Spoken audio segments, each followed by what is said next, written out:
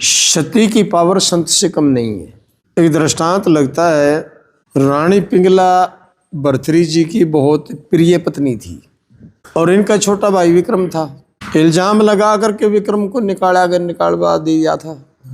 उसके बाद चलो विक्रम को वापस ले, उसकी शादी सिंगलदीप के अंदर विक्रमाजीत की शादी करी थी राजा भर्तृहरि ने अपने हाथों से। और बताते हैं कि प्रमाण भी मिलता है कि सिंगलदीप में बसे पद्मिनी और इनकी घरवाली का नाम किरणा था, किरण। तो वो जो किरण थी, बताते हैं उस लड़के का शरीर खरगोश से भी ज्यादा मुलायम शरीर था, सुंदर भी काफी था। खैर वो जब दृष्टांत बना आपका अमरफल वाला, तो एक साधु आया, दृष्टांत है, उन्होंने अमरफल राजा भर्तृहरि को दे दिया कि बड़ा न्यायप्रिय राजा है, इस अमरफल को खाओगे तो ये राजा अमर हो जाएगा।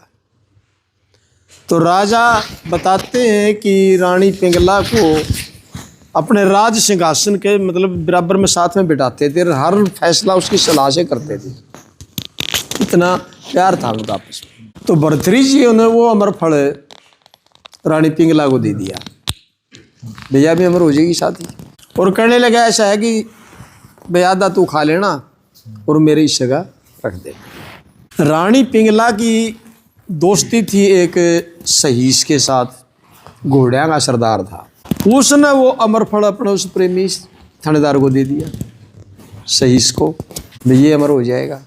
और उस थानेदार की दोस्ती एक वेश्या के साथ थी, उसने वो अमरफल उस वेश्या को दे दिया। वेश्या ने विचार करा मैं इसको खा के अमर होंगी, पहले नीच कर्म बहुत है मेरे, तो इन्हें का नमेड़ा होना मुश्किल है, और अमर होगी तो इसका तो कड़ी अंत को नहीं।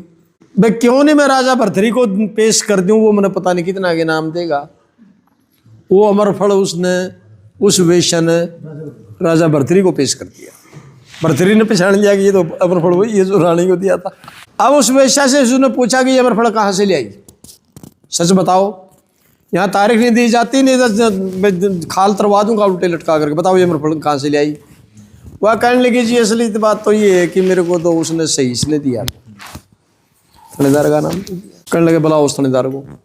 वह जेल में कर दी, वेश्या नाम लेने गई थी। सहीस को बुला लिया जाता है, उसको ऊपर डांट मारी कि अमरफल कहाँ से ले आ दूं। वो कहने लगा कि राजन मार चाहे छोड़ दीजिए, मेरे को तो पिंगला ने दिया। पसीने आगे राजा भर्तृहरि कहने लगा पिंगला, कहने लगा इस थानेदार को भी जेल में कर दो। आदेश देता है भर्तृहरि की जाओ पिंगला को हाजिर करो दरबार के अंदर। संतरी गए, वो अपना हार श्रृंगार लगाने लग रही थी, तैयारी कर रही थी दरबार में आने के लिए। कहने लगे रानी साहिब आपको दरबार में तलब किया है राजा भर्तृहरि ने। कहने लगे भाई मैं तैयार होने लग रही हूँ, और बोल दो कि महाराज जी भाई रानी साहिबा भाई मतलब तैयारी करने लग रही है, आने लग रही। संतरी गया, कहने लगे जी वो मैं थोड़ा अपना हार श्रृंगार सा लगाने लग रही है, तैयारी कर रही हैं, आने वाली हैं। कहने लगे आज हार श्रृंगार की जरूरत नहीं है, जिस हालात में है उसी हालात में जाओ। अब लेके पकड़ जाकर के भी रोज की बात थी, वो तो गद्दी वजह पर बैठने लगी। कहने लगे आज यहाँ जरूरत नहीं, सामने खड़ी हो जा, सिंहासन पर बैठने की जरूरत नहीं, सामने खड़ी। कहने लगी राजन मेरी खता क्या है। कहने लगे सुन कि पिंगला मैंने आपको अमरफल दिया था खाने के लिए, वो कहाँ है। कहने लगी महाराज जी वो तो खाएगी, खाएगी बहुत अच्छी बात, लेकिन मैंने कहा था कि आधा मेरे लिए रख देना और मेरे ही सवाड़ा। कहने लगे जी वो स्वादिष्ट ही ऐसा था कि मैं तो भूल ही गई आपके लिए रखना मतलब। कहने लगा पक्का। कहने लगा जी बिल्कुल दुरुस्त वास्ते, मेरी बेखता माफ हो, और वो तो मैं सारा ही खा गई। ये बोल उसको दो तो ले दो रात। कहने लगा इसको पहचानती है, इस अमरफल को पहचानती है तू। तो सीने आगे पिंगला। कहने लगा सच बता किसको दिया था ये। कहने लगा जी मैंने तो उसको थानेदार को दिया था, सहीस को दिया। कहने लगा लाओ उन दोनों काट के जेल में दे। तीनों का तीनों पारदी दरबार में खड़े राजा भर्तृहरि के, और भर्तृहरि जी कहने लगे कि पिंगला मेरे को सच्ची सच्ची बता, तन्ने ये फल इस सहीस को क्यों दिया। पिंगला कहने लगी महाराज मार चाहे छोड़, असलियत बात तो ये है कि मैं आपसे ज्यादा प्रेमी से थानेदार से कर। कहने लगा राजा को छोड़कर घोड़िया के सरदार से। फिर थानेदार वाला कहने लगा भाई तुमने ये इस वेश्या को क्यों दिया। कहने लगा जी सच्चाई ये बात यह है कि मैं आपकी इस पिंगला रानी से भी ज्यादा प्रेम मैं उस वेश्या से करता हूं। तब वेश्या को बुलाया, वेश्या से पूछा कि तन्ने यूं मेरे को क्यों दिया? कहने लगी राजन मन्नत नूर ने विचार किया था कि पहले कर्म बतेरे माड़े हैं, ये नहीं चुकाए जाएंगे। मैंने तो ये सोच करके दिया था कि भाई करणी का राजा है, न्याय प्रिय राजा है, उसको दे दूं मेरे को इनाम मिलेगा। थानेदार को सूली तोड़ दिया गया। और जो पिंगला को बताते हैं कि राजा बर्थिनी ने मुंदी गड़वा करके दही डाल करके ऊपर कुत्ते लगवा दिए थे, और यहां से अपना राजपाट उस विक्रम को दे करके और ये चलिया बर्थिनी। रोता हुआ वैराग के अंदर निकल पड़ा कि कोई किसी का नहीं है, यहां पर सब अपने अपने मतलब से है, सब मतलबी संसार है यू। अरे राज घराने को छोड़ करके गोबर ठाने वाला के जो है ऊपर में पड़ी जा करके, और वो भी राज रानी को छोड़ करके गंदगी में पड़ा जा करके, कैसा है ये संसार। यहां से छोड़ करके राजपाट के ठोकर मार करके चले भरतरी जी। चले जा रहे थे, चांद की चांदनी रात थी। एक गोल गोल चीज पड़ी नजर आई भरतरी जी को। भरतरी ने विचार कराया कि कोई टका है, उठा लेता हूं, किसी को भिखारी को दे दूंगा, किसी के काम आ जाएगा। और जैसे ही उसको उठाया तो वो टका नहीं, वो बलगम थी। ये बुढ़े येड़ी को बलगम फूक रहा, बलगम हाथ में आई, आंखा में पानी आ गया देख करके अपने हाथ को भरतरी जी, और कहने लगे राज तजा गजबाज तजा रे तुझा कुटुंब का साथ। अरे या सात रसना नहीं छुटी और भरिया थूक में हाथ कि ये भी मेरा पीछाई कर रही है, या भी नहीं त्यागी। तो तृष्णावान पुरुष की ये हालात होती है, कुत्ता बना करके रख देती है तृष्णा इंसान को। अपना हाथ उठ पूंछ करके चला, तो चला गया कहां? अपने गुरु के पास गया, और वहां पर महाराज गोरखनाथ जी ने इनकार कर दिया कि राजन यहां फूलों की सेज नहीं है, यहाँ सत पकवानी भोजन नहीं है, यहाँ सोने चांदी के बर्तनों में खाना नहीं है, यहाँ तो बासी टुकड़े हैं। तो भरतरी जी कहने लगे कि सदगुरु उन सजीली सेजों से तो इस मिट्टी के अंदर, इन कंकरों के अंदर सोना बेहतर है।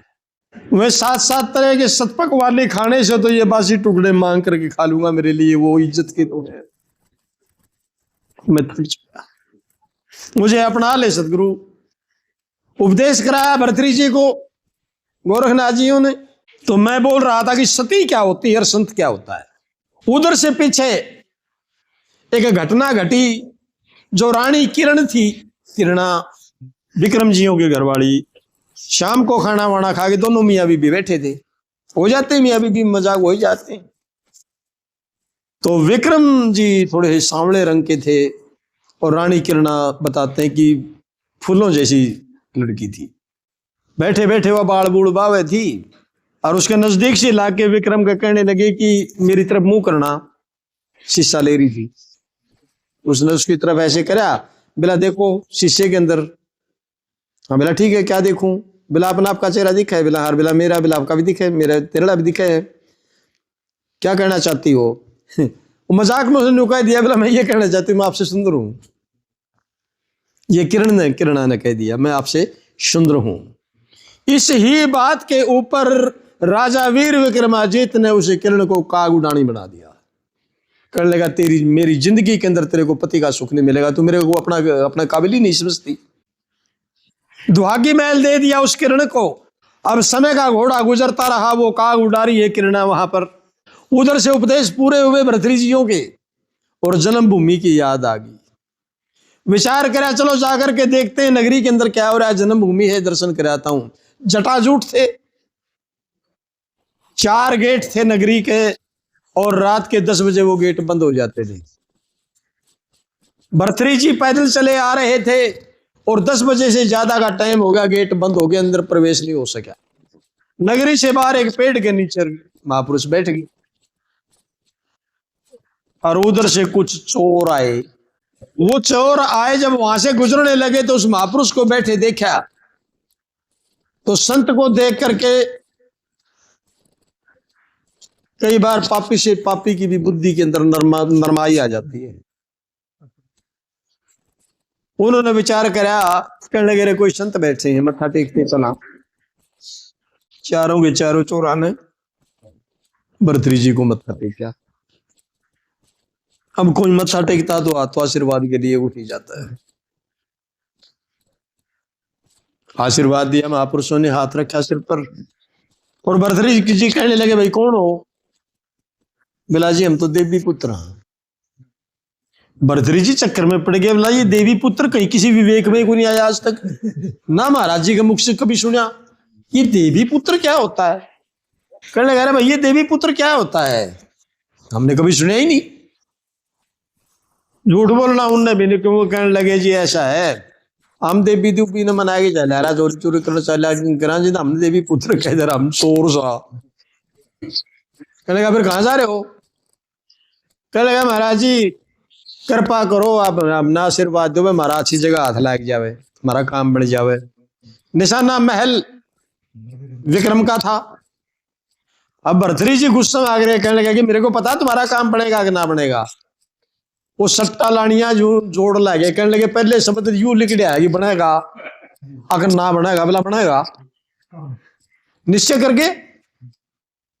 और जो है जाकर के राजा विक्रम के महल के अंदर चोरी कर लेते हैं।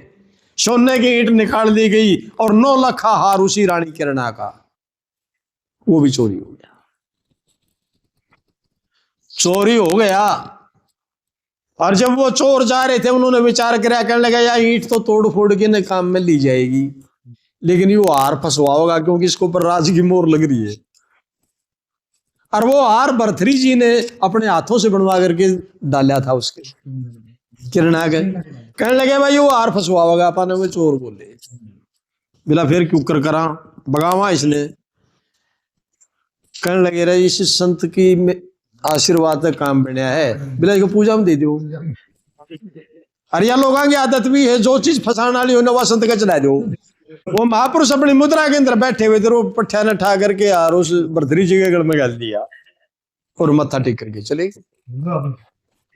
उधर दुहाई माच के महलों के अंदर चोरी होगी चोरी होगी। विक्रम कहने लगा जब राजा ही सुरक्षित नहीं है तो फिर पब्लिक का क्या हाल होगा। 24 घंटे के अंदर अंदर चोर और चोरी दोनों को बरामद करो। चारों तरफ सैनिक दौड़ा दिए। अब दौड़ते दौड़ते उधर सैनिक गए तो वो हार तो दूर पे चमका था, घोड़े रोक लिए। घोड़े करने का भी था चोर भाई, और सभी सबूत था गया। राजा भर्तृहरि को गिरफ्तार कर लिया गया और कहने लगे तुम चोर हो? भर्तृहरि कहने लगा मैं चोर नहीं हूं। कहने लगे फिर ये हार कहां से आया? बोला मैं ये भी नहीं जानता ये कहां से आया। कहने लगे महाराज जी ऐसा है कि ये हार आपको चोर साबित कर रहा है, ये जबरदस्ती करवाओ, आपकी मर्जी है, नहीं तो राजा का पेश आपने होना पड़ेगा। लेके पकड़ के ले गए, पकड़ के तो उधर से जाकर के भर्तृहरि जी को जो है विक्रम भी नहीं पहचान पाया। कहने लगे जी ये सबूत जो है इसे साधु से बरामद हुआ है। विक्रम कहने लगे साधु ये हार कहां से आया? कहने लगे राजन मैं नहीं जानता ये हार कहां से आया। कहने लगे फिर तुम चोर हो? कहने लगे नहीं मैंने चोरी नहीं की। कहने लगा फिर ये सबूत तो आपको जो चोर साबित कर रहा है, ये हार आपको चोर साबित कर रहा है, आप ये भी नहीं जानते आपके गले में ये आया कहां से, और आप ये भी कहते मैंने चोरी भी नहीं की। तो विक्रम कहते हैं कि साधु बात सुनो, या महाराजा केंद्र में सैन की गद्दी है, या तारीख नहीं दी जाती, या निर्णय तुरंत होते हैं, या तो अपनी चोरी कबूल करो। कहने लगा मैं नहीं मैंने चोरी नहीं की। अब विक्रम ने आदेश दे दिया, कहने लगा इस साधु को सूली तोड़ दो, सूली पर चढ़ा दो उसको। सदगुरुओं की प्यारी साध संगत जी, उस महापुरुष को सूली पर चढ़ा दिया जाता है भर्तृहरि जी को। जब वो चढ़ा सूली के ऊपर, बहुत देर तक धूप में खड़ा रखा। जब सूली तोड़ने लगे तो भर्तृहरि जी ने को रोक दिया। विक्रम ने कहने लगा ठहरो भाई, ये नीति कहती है मरने वाले से अंतिम इच्छा पूछी जाएगी। कहने लगा साधु तुम्हारी कोई अंतिम इच्छा हो बताओ, जो खाना चाहते हो खिला देंगे, जिससे मिलना चाहते हो मिला देंगे। भर्तृहरि जी कहने लगे कि राजन जो खाना चाहता हूं तू खिला नहीं सकता, और जिससे मिलना चाहता हूं तू मिला नहीं सकता। कहने लगा ऐसा हो नहीं सकता। कहने लगा हाँ ये सत्य है। किससे मिलना चाहता हो? तब प्रमाण देता है, दया सो भगनी, दया हमारी भगनी है, विवेक हमारा पिता है, ज्ञान हमारा भोजन है, खिला सकते हो। मन हमारा भ्राता है, भाई है, मिला सकते हो। कल के क्या बकवास करते हो? बोला मैं पहले ही कह रहा था, जो हम खाना चाहते तुम खिला नहीं सकते, जिससे मिलना चाहते तुम मिला नहीं सकते। कल के सूली तोड़ दो। जब सूली के ऊपर उस महापुरुष को चढ़ाया तो भर्तृहरि जी कहने लगे कि ये तो लोग नहीं जानते कि मैं चोर नहीं हूं, ऐ सूली तो जानती होगी कि मैं चोर नहीं हूं। महापुरुष ने जैसे ही दृष्टि डाली वो सूली झड़के, अब वो जल्लाद आए, कहने लगे राजन ये सूली तो जड़ गई। कहने लगे पुरानी होगी, नई तैयार करो। नई फिर तैयार करके महापुरुष के गले में डालेगी, फिर वही अल्फाज बोले, वो सूली फिर जड़ गई। तब विक्रम को ये निश्चय हो गया कि ये साधु चोर तो नहीं है। ये हो क्या गया? पाओ में गिर पड़ा, अपने बड़े भाई के कहने लगा कि महापुरुषों मेरे को बख्श दो, मेरे से गलती होगी। क्योंकि ये न्याय कहता है, गलती मेरी भी नहीं, क्योंकि न्याय कहता है, क्योंकि ये सबूत आपको चोर साबित कर रहा है। अब भर्तृहरि जी तो वो तो भूल के भाई भूई पड़ा अर्जन भूमि, तो संत गति में आ गए। कहने लगे राजन ये नगरी का नाश होगा, ये गरागाप होगी नगरी में, तुम्हें श्राप देता हूं, आग लगेगी तेरे महलों के अंदर और तेरे बच्चे जल करके मरेंगे, गरागाप होगी ये नगरी। अब साधु का श्राप आज वाली बात तो थी नहीं, आज तो जो किसी ने थोड़ा न्यू कह देने रहे न्यू हो जाएगा, वो पीठ फेर के फिर हंस इसके कहने थे कि न्यू सारी हो गए। सच्चाई बताता हूं, पसीने आ गए विक्रम के, पैरों में गिर पड़ा, कहने लगा महापुरुष बख्श दो। फिर भी ये वचन छूटा कि नाश होगा इस नगरी का, गरागाप होगी, तेरे बच्चे जल के मरेंगे और मेरी आंखों से दूर हो जा। रोया, गिड़गिड़ाया। तब भर्तृहरि जी थोड़े मुलायम पड़े, कहने लगे राजन एक ही चीज से तेरा बचाव हो सकता है, श्राप उल्टा नहीं हटेगा, श्राप वापस नहीं लिया जा सकता। एक ही चीज से तेरा बचाव हो सकता है कि महाराज बताओ। कहने लगा मैं यहां पर 12 महीने रहूंगा, ठीक, और एक सब्दी रसोई लूंगा रोजाना, अगर तू ये दे दे, एक सब्दी रसोई दे तो तेरा बचाव हो सकता है, नहीं तो ये नगरी गरागाप होगी। विक्रम ने बेरा कौन था, विक्रम कहने लगा जी एक सब्दी क्या, रसोई क्या होती है? तो महापुरुष कहने लगे कि 24 घंटे में एक बार लूंगा और एक ही आवाज दूंगा, दूसरी आवाज नहीं दूंगा, ठंडी ली गर्म ली और 12 महीने निभानी पड़ेगी। कहने लगा जी मैं घर सजा कर आऊं। कहने लगा पूछ। अब रानी किरणा तो जो है उधर काग उडारी थी, 4 रानी और थी इसके, वहां पर गया, चारों की चारों में इकट्ठी करी। कहने लगा इस तरह के साधु ने श्राप दे दिया और नाश हो गया, और एक सब्दी रसोई मांगता है साधु, क्या तुम दे सकती हो, कौन चाहिए? चारों की चारों हाथ खड़ी करगी। कहने लगे हम तो अपने लेके बड़का अपने पीर बिक जाएंगे, आगे लगो तेरी नगरी में। हमने कहा था तेरे तो साधु ने फांसी तोड़ दू। हम नहीं दे सकते, बेरा मलंग का मनवाना रहा इतना 2:30 बजे रुका मारो तो कौन देगा? उसने ना ताती देनी ना ठंडी देनी। अकेला रह गया वो विक्रम मैदान के अंदर, कोई साथ देने वाला नहीं। आखिरकार वो सिंगल देव की वही लड़की रानी किरणा याद आई, हो घोड़े पर सवार, और नगर से बाहर उसका महल था। तो बंधु मैं बोल रहा था कि सती क्या होती है और संत क्या होता है। हो घोड़े में सवार रानी किरणा के महल के ऊपर गया, जब घोड़े की टाक सुनी, ऊपर थी वो, भाग करके नीचे उतरी, अपने वस्त्र ठीक करे, थाल सजा दल जगा करके दीपक और आरता करने के लिए जो है चौखट के ऊपर आई। जैसे ही उसने आरता करने के लिए थाल आगे बढ़ाया तो विक्रम ने ठोकर मारी, थाल दूर पड़ा जा करके। कहने लगा किरणा मैं अपने वचन पर अटल हूं, तुझे पति का सुख नहीं मिल सकता, मैं तुझे दुहाग चुका हूं। अब किरणा कहने लगे कि राजन मैंने आपसे पति का सुख नहीं मांगा, लेकिन ये मेरा कर्तव्य है, मेरा फर्ज तो निभाने दे, मेरे फर्ज तो वंचित तो ना करे, और तो मैंने कुछ नहीं किया, कुछ मांगती नहीं मैं आपसे।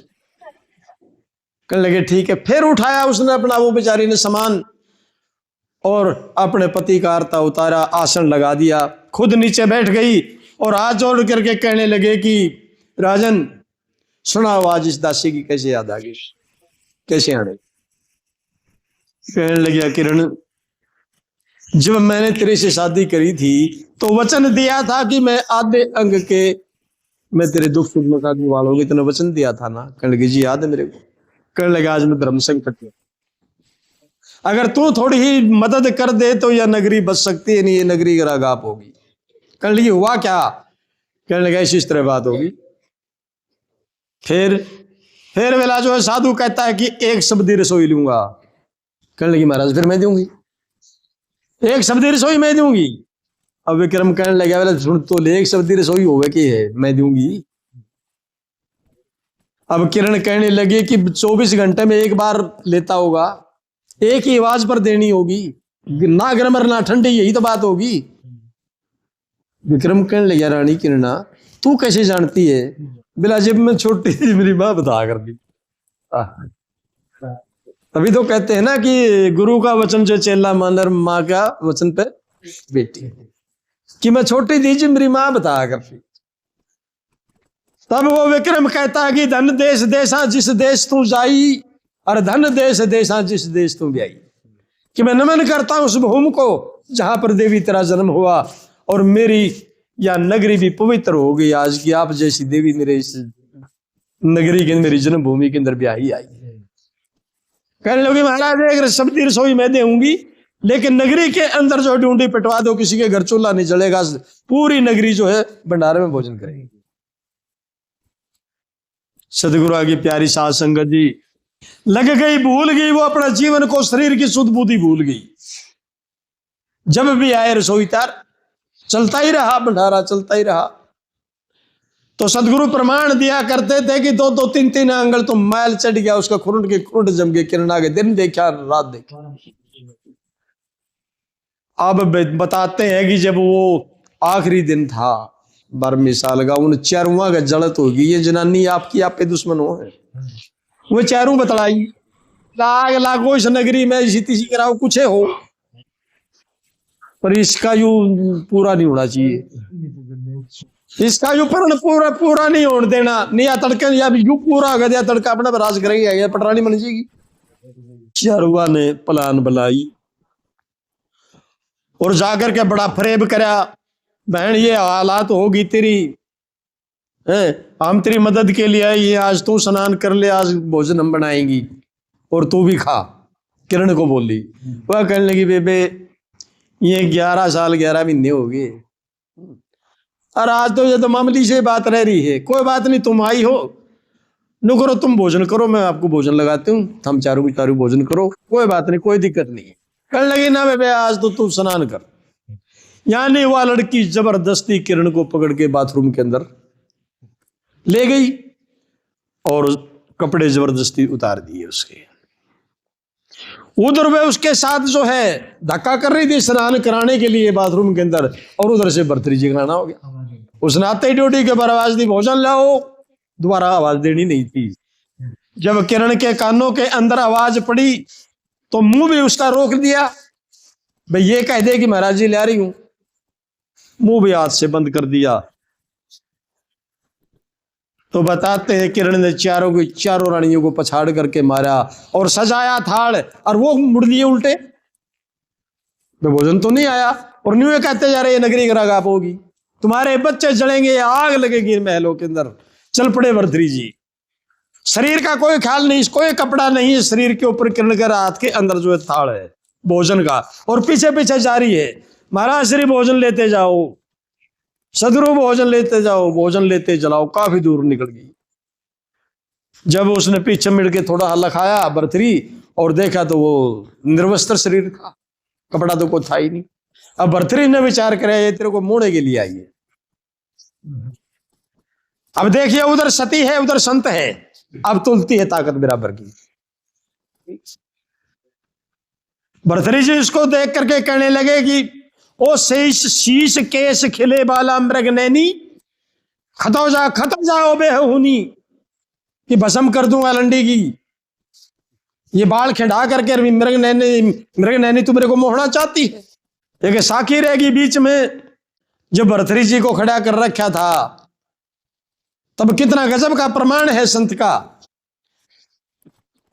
कि आपको इतनी धूप के अंदर इतने 1 घंटा खड़े न होगे, पसीना पसीना आपको मतलब जो है ये कैसे सहन कर रहे हो। भर्तृहरि जी कहते कभी भूम माई आसने को भास है, कभी भूसुग्रा से कभी बंधनों का हार है, कभी 7 टाके गूदड़ी बे गूदड़ी को ओढ़ जती, कभी सिर पर छतर बे छतर झुलात है, कभी शीश बान तपे, कभी शीश शीत जल दबे, कहीं होता सत्कार तो कहीं होता तिरस्कार है, ऐसे तत् संत जन दुखी सुखी होत मन।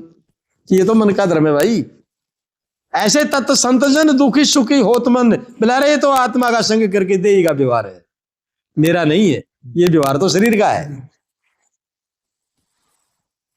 और जब उसने कहा कि तू मेरे को मोहना चाहती है, भस्म कर दूंगा लंडी की, चली जा यहां से, खतो जाओ लज्जा वही नहीं कि बेलाज तेरे को शर्म नहीं आती। तब जो है रानी किरणा ने रास्ता रोक लिया, कहने लगी ठहरो साधु, भस्म तू नहीं, भस्म तो मैं करूंगी। नहीं जोग जोगी गुरु के ज्ञान बिन तू फिरे मूड योगी, नात ने जोग कमाया, यानी गुरु को भी लानत देगी। कहने लगा भस्म तू नहीं, मैं भस्म मैं करूंगी। जब ये कहा तो भर्तृहरि जी का खटाका उठा, कहने लगा ये हो क्या गया। कहने लगा तू अपने आप को साधु मानता है, संत को आता है अपने आप को, भस्म तो मैं करूंगी। अरे संत तो ब्रह्म स्वरूप होते हैं, मेरे शरीर को देख करके तेरे ये भाव ही कैसे प्रकट हो गया कि मैं तेरे को मोड़ने के लिए आई। मेरे शरीर को देख करके मैं, शरीर में तेरे बेटी को दिखी, तेरे पुत्री नजर क्यों नहीं आई, ये तेरे मन के भाव बदले कैसे। यार ये गलती हो रही थी। भर्तृहरि जी ने एहसास हो गया, कहने लगे फैसला होगा, भस्म नगरी को तू क्या करेगा, मैं भस्म मैं करूंगी तेरे को, और अभी फैसला होगा। अब भर्तृहरि जी ने सोचा कि पर्दा हटाने में फायदा नहीं, बचा हुआ कोई रास्ता नहीं।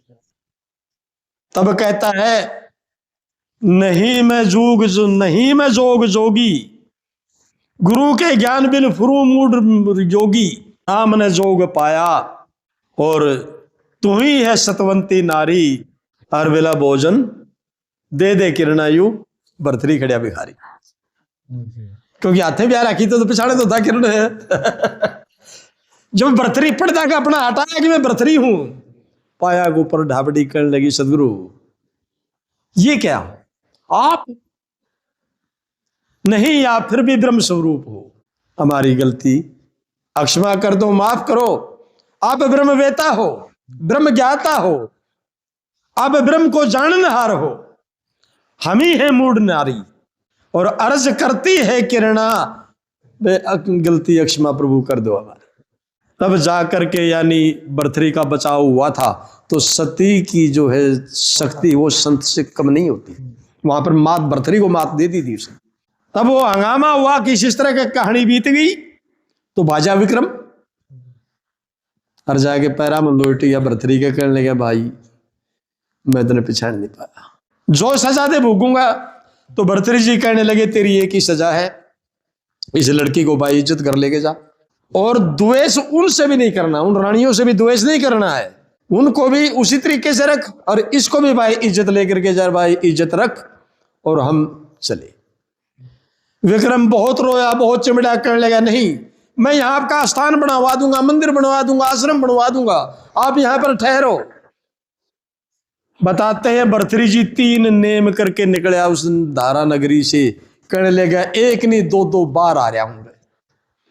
पहला परिवार से आ रहा रानी पिंगला से आ रहा, और दूसरी बार फिर रानी किरणा से आ रहा। कहता कि दोबारा जब तक ये शरीर रहेगा इस नगरी के अंदर कदम नहीं रखूंगा। तो ये वो आपका अलवर से थोड़ी आगे उस महापुरुष की समाधि है भर्तृहरि जी की। तो कहने का भावार्थ ये है कि सूरा संत और सती इनका अणी के ऊपर का खेल है। बोल सतगुरुदेव महाराज की जय।